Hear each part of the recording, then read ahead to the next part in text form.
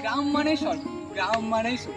এই যে দেখতে পাচ্ছেন গ্রামের পরিবেশগুলো এত সুন্দরভাবে আমাদের চোখে ধারণ মানে এটা একটা সুন্দর চোখ লাগবে। আপনি যদি সুন্দর চোখ নিয়ে গ্রাম উপভোগ করেন তাহলে আপনি আসলেই একজন সুখী মানুষ। আর আপনার চোখে আপনি গ্রামটাকে সুন্দরভাবে উপভোগ করতে পারবেন। এই যে গ্রামীণ পরিবেশ, গ্রামের মানুষজন, গ্রামের আচার ব্যবস্থা, এই নিয়ে যদি আমরা বেঁচে থাকি, এই মানে গ্রামের মানুষের কাছে সুখ খুঁজে পেতে বেরোই, ইনশাআল্লাহ আমরাও নিজেদের সুখ বলে দাবি করতে পারবো অবশ্যই। আমি এখন অবস্থান করছি নাচল থানার কালুইর গ্রামে। আমার পেছনে যে বট গাছ দেখতে পাচ্ছেন, গাছটি দেখলে বুঝতেই পারবেন যে 100 বছরের অধিক হবেই গাছটির বয়স। গাছের ঝুড়িগুলোই তার প্রমাণ। এই যে গাছটির আশেপাশের পরিবেশটাও মারাত্মক সুন্দর। এখানে কিন্তু অনেক এই কালোর গ্রাম বলেন, আখিলা গ্রাম বলেন, এই গ্রামগুলোতে পেয়ারা বাগান রয়েছে, অনেকগুলো পেয়ারা বাগান রয়েছে। রৌদ্র দাহে বা যখন দেখা যাচ্ছে যে অতিরিক্ত রোদ থাকে, এই রোদ থেকে বাঁচার জন্য কৃষকেরা এই বটবৃক্ষের নিচে নিজেদের একটু শান্ত করে যান এবং বাতাস পেয়ে থাকেন। ঠিক আছে,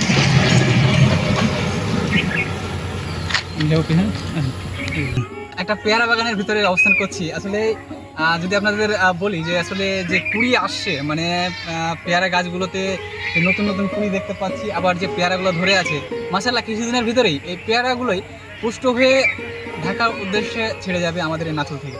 তো আসলে আমাদের নাচলের জন্য একটা গর্বের বিষয় যে আসলে আমরা পেয়ারা উৎপাদনে কিন্তু পিছিয়ে নেই। আমাদের নাচল থানার বেশ কিছু গ্রাম রয়েছে যে গ্রামগুলোতে অতিরিক্ত অনেক পরিমাণে পেয়ারার বাগান রয়েছে, যে বাগানগুলো থেকে প্রতিদিন না হলেও 20 ট্রাক পেয়ারা ঢাকা উদ্দেশ্যে ছেড়ে যায়।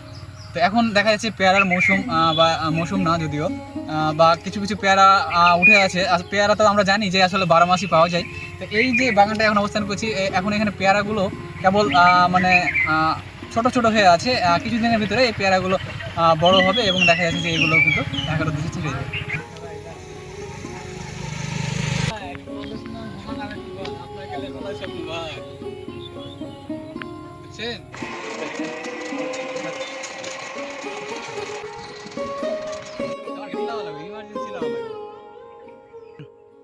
ডান দিক দিয়ে চলে গেছে পাথরঘাটা, আর এদিকে গেছে বীরেন বাজার,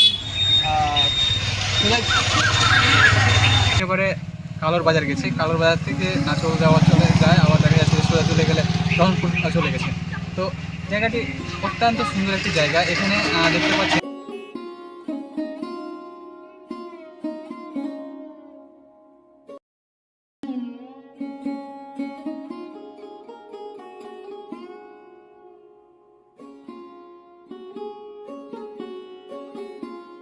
চোখে বললো একটি আমের বাগান। বাগানটি মাঠের ভিতরে, তাই আরও তার সৌন্দর্য বেশি প্রকাশ করলো।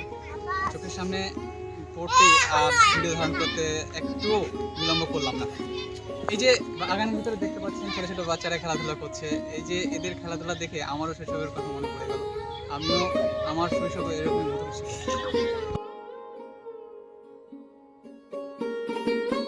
প্রকৃতি, আসলে প্রকৃতি মানুষকে যে কতটা কাছে ডাকে আপনি না ঘুরলে সেটা কখনোই বুঝতে পারবেন না।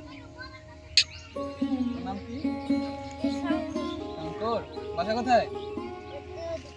এদিকে। কি করো? লেখাপড়া করো? কোন ক্লাস? শিশুতে? কোন স্কুল? প্রাইমারি। কোথায় আছে প্রাইমারি স্কুল?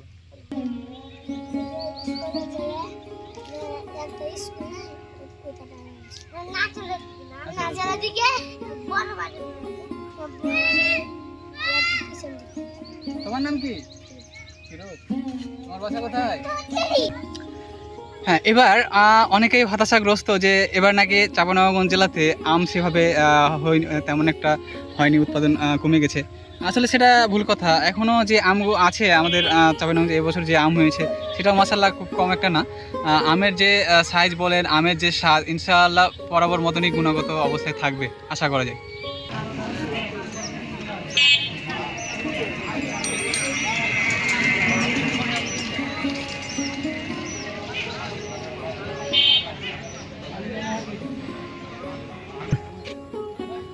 আবারও সেই মাটির রাস্তা দেখা পেলাম।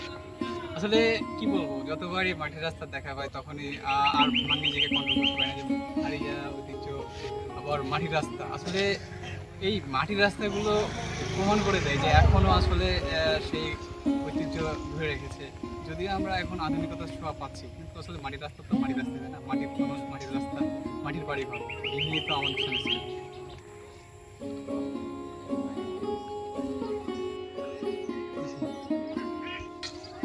আমি এখন একটা পুকুর পাড়ে দাঁড়িয়ে আছি। আমার পেছনে যে নিমের গাছগুলো দেখতে পাচ্ছেন, এইটা পুরোটাই বরেন্দ্র বা আমাদের বিএমডি কর্তৃক নিয়ন্ত্রিত। পুকুরটিও বরেন্দ্র নিয়ন্ত্রণে রয়েছে। এখানে যে মাছ চাষ করা হয় তো বরেন্দ্র দ্বারা নিয়ন্ত্রণ করা হয়। এখানে গাছগাছালিগুলো বরেন্দ্র বা বিএমডি অফিস। আমার পেছনে এটি মাটির একটা মন্দির দেখতে পাচ্ছি। এখানে যে হাতের যে কাজ মানে করা হয়েছে, দেখতে পাচ্ছেন কত সুন্দর কারুকাজ করা হয়েছে।